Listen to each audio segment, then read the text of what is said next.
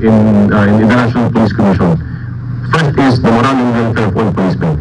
And second is to clean up the ranks of the PNP. So that is the marching order, very clear marching order. Yun lang tayo kailangan laging kulitin ng Presidente na gawin yung trabaho mo. Kasi we are all expected to do our jobs. As to other instructions, I'm gonna go first.